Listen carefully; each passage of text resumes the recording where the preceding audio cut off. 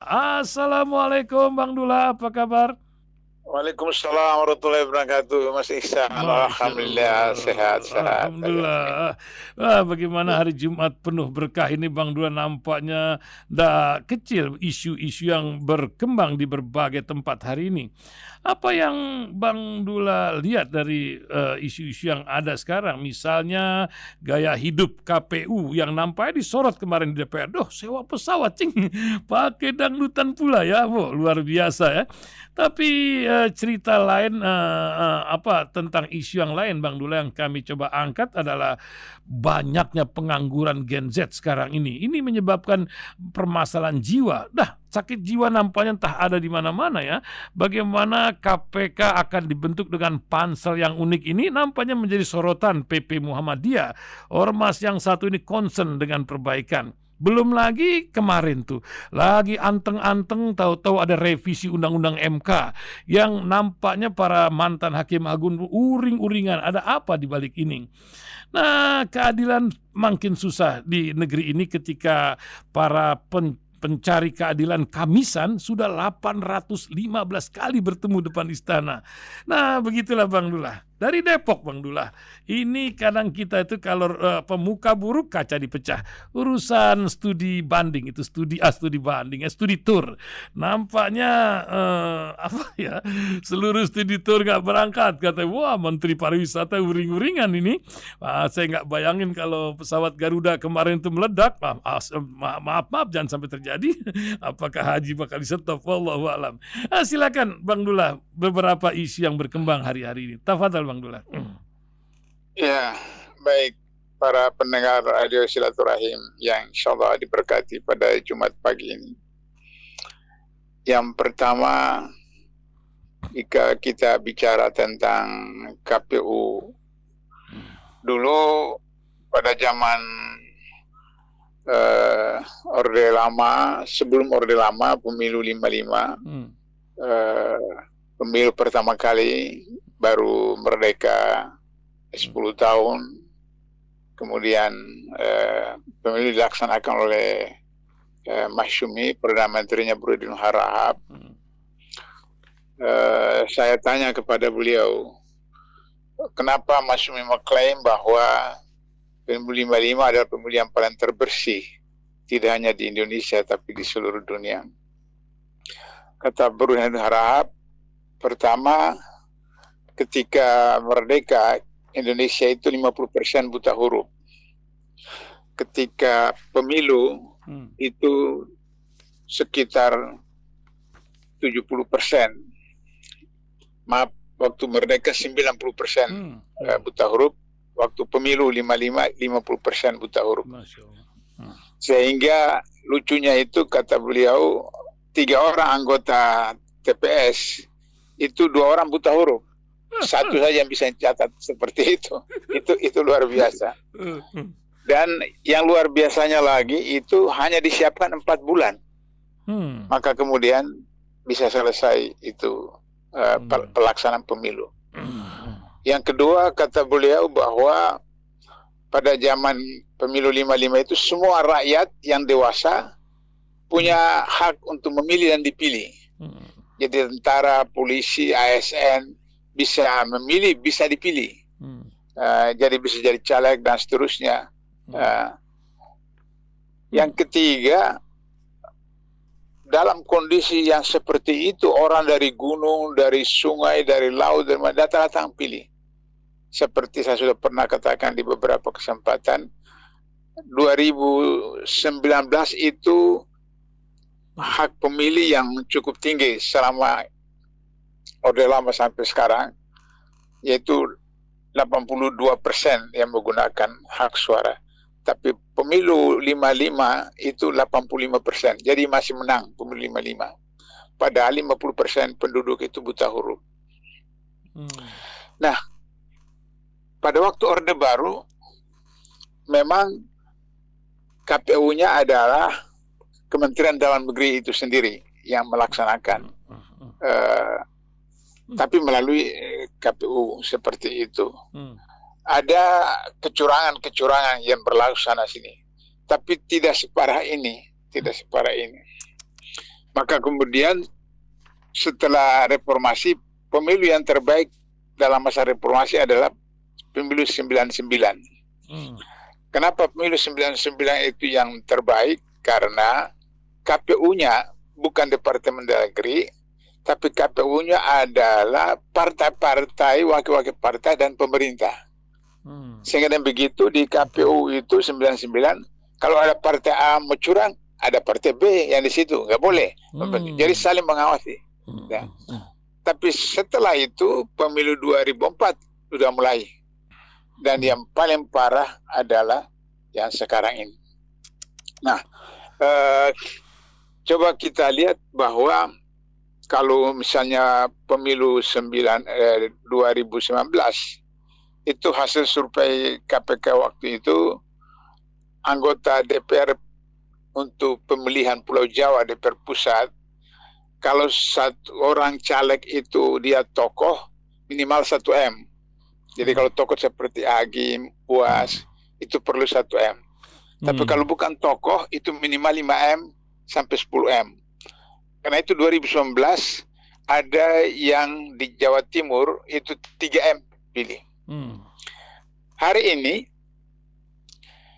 salah seorang pimpinan partai yang punya kekayaan banyak sekali dan saya kenal dia, saya tahu. Itu di Jakarta Timur.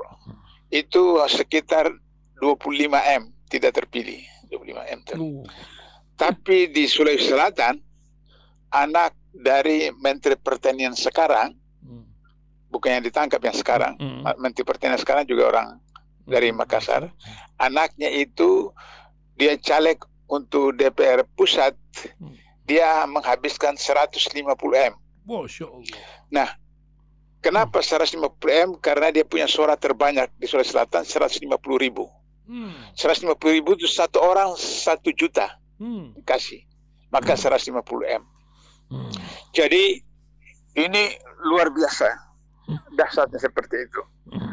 Nah, sehingga kemudian persoalannya adalah bagaimana bisa terjadi seperti begitu. KPU ini sudah dapat kesalahan dari lembaga pengawasnya itu sudah 4 kali, seingat saya 4 kali, tapi hanya diberikan peringatan. Pertanyaannya kenapa? Karena KPU yang sekarang ketuanya itu adalah anggota KPU 2019 dan dia adalah orang Jokowi. Sehingga dengan begitu maka kemudian dia harus melaksanakan perintah Jokowi. Karena 2019 itu sudah terlibat, sehingga berarti punya kesalahan, maka kemudian kalau tidak laksanakan perintah istana, maka kemudian akan diproses.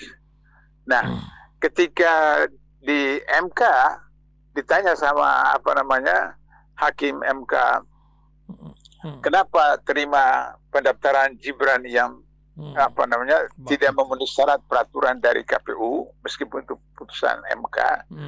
Kata KPU ada surat sakti dari presiden, sehingga kemudian seperti itu. Nah, jadi saya mau ceritakan Mas Ihsan bahwa kenapa kondisinya seperti hari ini, karena ketika 99 sampai 2002 Undang-Undang di amandemen Undang-Undang 45, maka terjadilah bagaimana strategi perampokan negara ini, baik rakyatnya, baik wilayahnya maupun kekayaan oleh negara asing. Nah, sehingga dan begitu kita lihat misalnya, saya sudah pernah sampaikan ini beberapa waktu yang lalu bahwa ada parlemen threshold 4%, ada presiden threshold 20%, kemudian ada MK, ada lembaga-lembaga ini semua itu adalah disiapkan untuk bagaimana dikuasai oleh oligarki. Karena itu maka sekarang kita dengar bahwa Undang-Undang MK diam-diam sudah diproses di DPR dan pemerintah tanpa kita tahu. Seperti itu. Sehingga nanti kalau misalnya Undang-Undang MK itu yang disahkan amandemennya atau revisinya, maka 3 orang anggota MK yang menolak, yang menerima gugatan 0103 itu akan dipecat akan dipecat seperti itu. Jadi lihat bagaimana itu luar biasa. Pada satu undang-undang itu, baik undang-undang itu diajukan oleh pemerintah maupun hak inisiatif dari DPR, itu harus disosialisasikan. Harus masuk dalam balik dulu, badan legislatif, kemudian antri, bisa setahun, bisa 2 tahun, bisa 3 tahun, kemudian disosialisasikan ke perguruan tinggi, ke masyarakat, dan seterusnya, baru kemudian. Ini diam-diam, senyap-senyap, tahu-tahu kemudian ini mau disahkan seperti itu. Nah, jadi itu adalah strategi oligarki agar supaya siapa yang disiapkan untuk menguasai Indonesia itu bisa jalan dengan mulus, seakan-akan bahwa itu resmi, formal, konstitusional. Mas Ihsan, Singapura itu adalah pulau orang Melayu. Jadi saya 15 tahun di Malaysia, jadi saya tahu betul seluk-beluk Malaysia itu. Malaysia itu bahasanya bahasa Melayu. Itu bahasa Melayu itu bahasa Riau. Bahasa Riau. Dan kemudian Singapura itu adalah 100% itu orang Melayu. Orang Melayu. Lantas kemudian datang Cina dari daratan, kemudian Cina dari tempat lain, sana seperti itu. Lantas kemudian dia merupakan satu provinsi dari Malaysia. Ketika Malaysia merdeka tahun 57, Singapura satu provinsi dari Malaysia. Lee Kuan Yew itu orang Cina Semarang. Ini orang Lee Kuan Yew itu Cina Semarang. Dia usia SD pindah ke Singapura. Terus kemudian ketika dia besar apa semacam, kemudian jadi politisi, lantas kemudian membuat skenario untuk kemudian melepaskan Singapura dari Malaysia. Sehingga akhirnya sekarang itu Melayu di Singapura tinggal 10%. Tinggal 10% seperti itu. Nah, jadi dilakukan melalui pemilu resmi konstitusional. Dengan cara orang Cina dari daratan, Cina. Jadi Indonesia nanti dibuat begitu. Coba perhatikan, ketika IKN, kemudian sekarang itu banjir di sana, luar biasa. Tanah-tanah belum jelas lagi bagaimana orang-orang punya tanah, rakyat punya tanah, masyarakat punya itu, kemudian diusir atau dengan cara harga murah dan seterusnya. Nah, kemudian LBP, menteri terdahsyat di dunia karena punya 27 jabatan seperti itu mengatakan akan datangkan 1 juta petani dari Cina untuk melaksanakan program bagaimana pertanian di Kalimantan atau di Indonesia, khususnya di Kalimantan. Jadi secara sistematis nanti kalau itu menjadi kebijakan, peraturan, itu resmi konstitusional.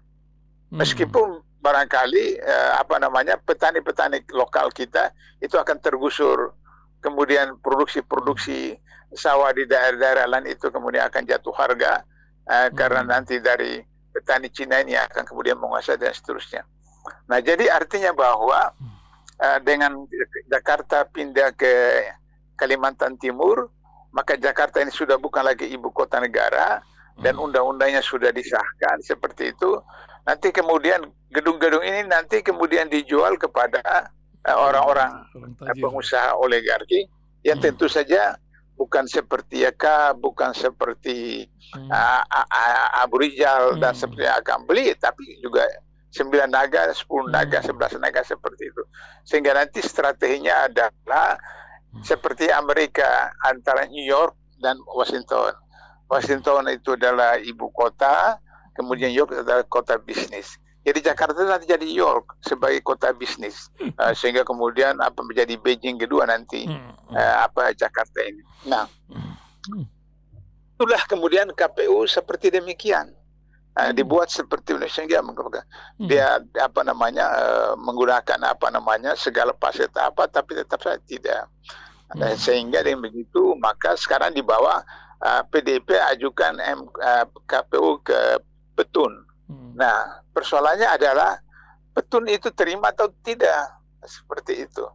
Nah, nanti Petun sama juga dengan MK dengan yang lain-lain karena sudah skenario dikuasai oleh oligarki, maka semua tersesat sama oligarki.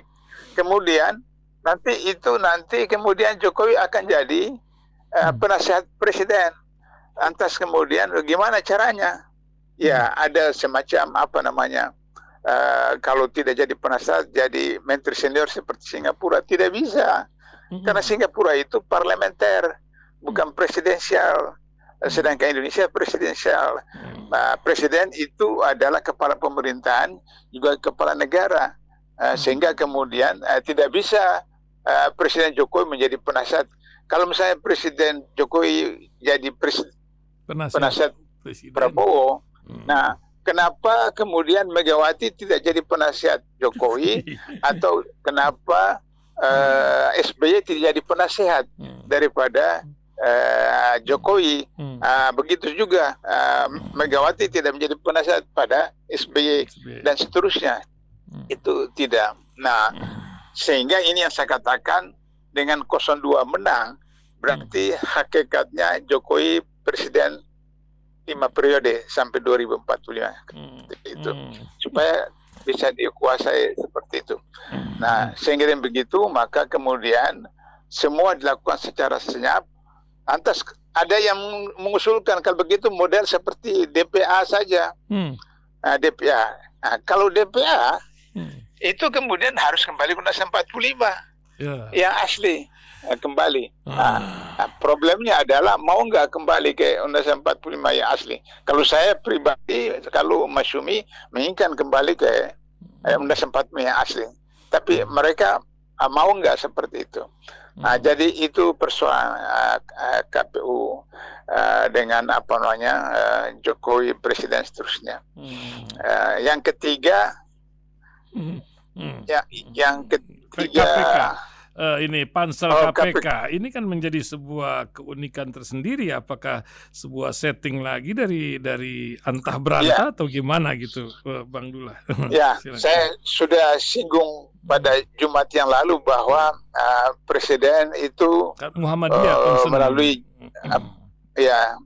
melalui jubirnya orang istana bahwa 9 anggota pansel itu 5 dari pemerintah, 4 dari masyarakat. Undang-undang tidak mengatakan harus pemerintah 5, masyarakat 4. Undang-undang mengatakan pansel itu terdiri dari unsur pemerintah dan unsur masyarakat. Waktu saya jadi pansel tahun berapa, 2014 atau 2016, saya lupa lagi, jadi pansel itu unsur pemerintah itu cuma 2 orang. Kami 7 orang itu dari swasta seperti dari masyarakat seperti itu. Nah, jadi artinya bahwa dengan dibuat 5-4 berarti sudah bisa diprediksi 5 orang ini otomatis orang pemerintah. Kalau tidak ikut kemauan Jokowi, maka kemudian bisa punya kasus, punya apa di proses seperti itu. Sedangkan yang masyarakat masyarakat yang mana? Sekarang semua tokoh-tokoh masyarakat itu juga sudah luar biasa. Partai politik, latar belakang partai politik. Kita lihat bahwa MK itu kan harus tidak berpartai politik. Tapi ternyata orang-orangnya juga orang partai politik seperti itu. Sehingga kepentingan partai politik di MK seperti itu. Nah, begitu juga pansel ini.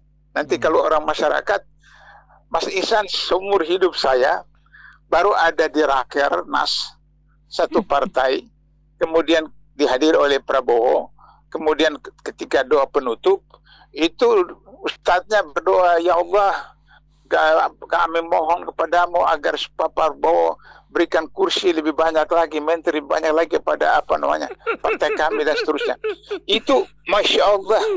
Jangankan di negara-negara Islam, negara penduduk Islam, di negara kafir apapun tidak ada doa seperti itu kecuali di Indonesia. Nah, jadi saya lihat bahwa begitu luar biasanya semangat oligarki, semangat hedonisme, semangat materialisme luar biasa, sehingga partai yang bukan partai Islam tapi berbasis Islam itu doanya seperti itu.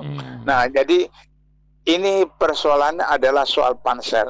Nah, oleh karena itu yang saya katakan beberapa waktu lalu bahwa dengan pasal sekarang, maka kemudian Prabowo tidak bisa banyak berbuat setelah dia jadi Presiden Oktober nanti, karena KPK yang dibentuk itu punya Jokowi. Sehingga kalau Prabowo macam-macam, KPK Jokowi ini bisa kemudian mempersoalkan. Misalnya kasus pembelian senjata, pesawat terbang oleh Prabowo.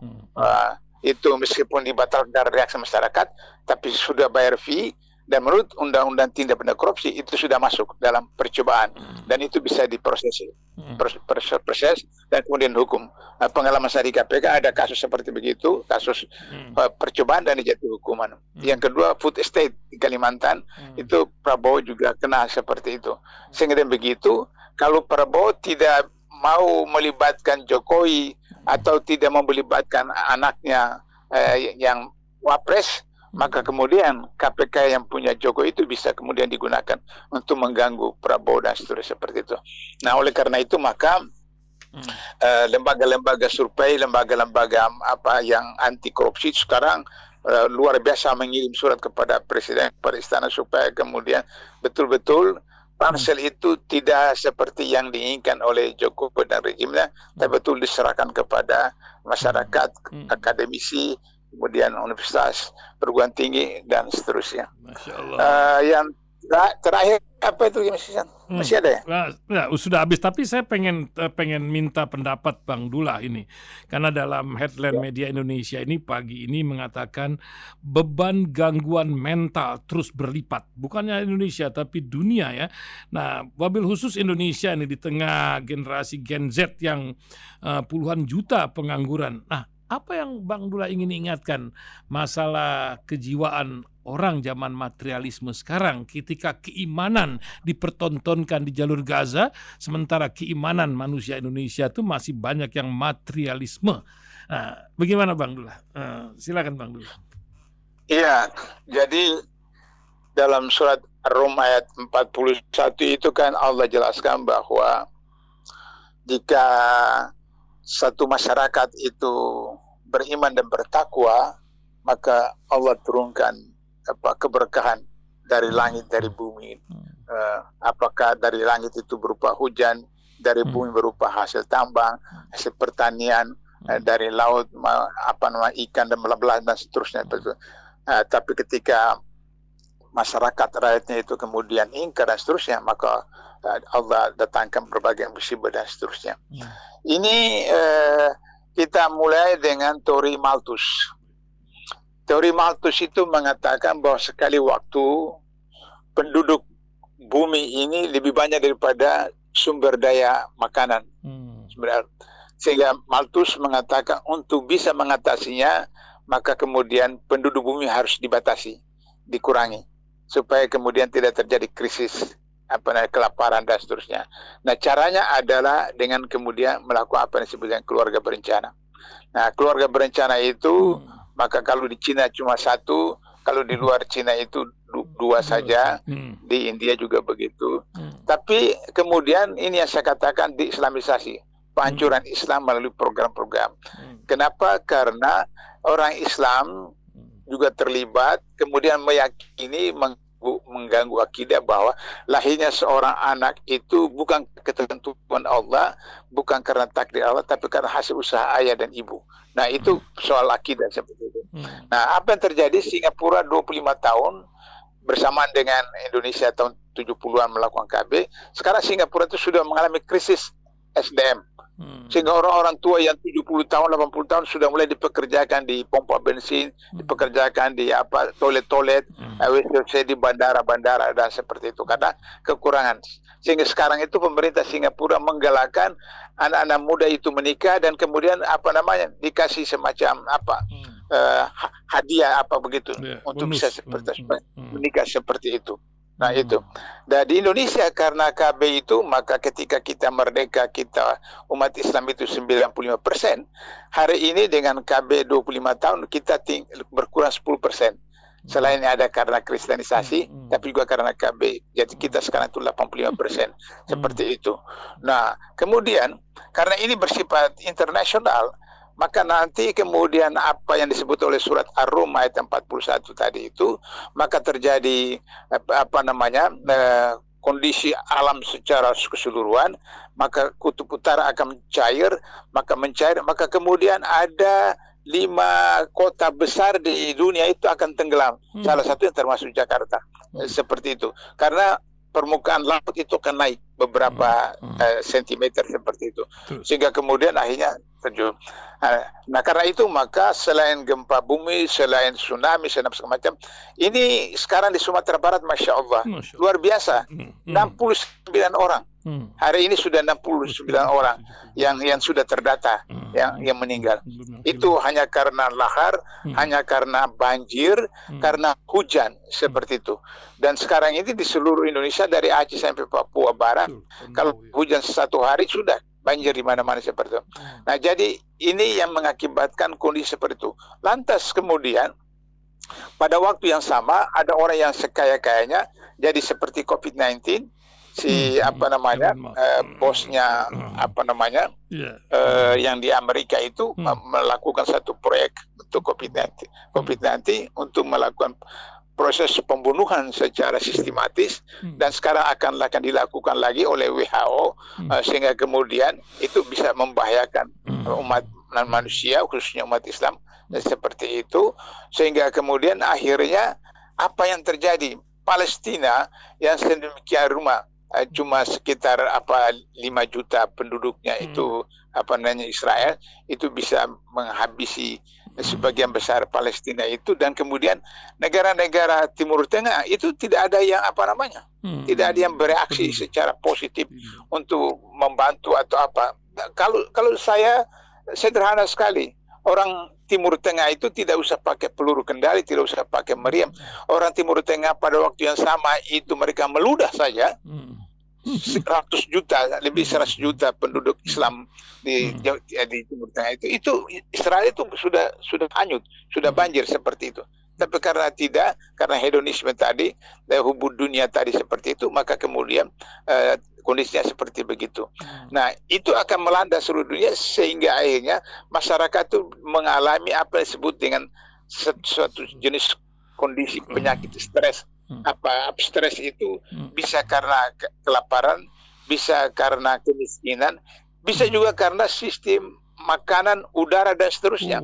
Nah, oleh karena itu maka makanan-makanan, minuman-minuman yang kalau berada di mall, ada di Indomaret, ada di segala macam itu berbahaya sekali, yang kemudian bisa mempengaruhi sistem pencernaan tubuh, sistem pembentukan sel-sel, sehingga kemudian orang bisa kemudian menjadi stres dan seterusnya.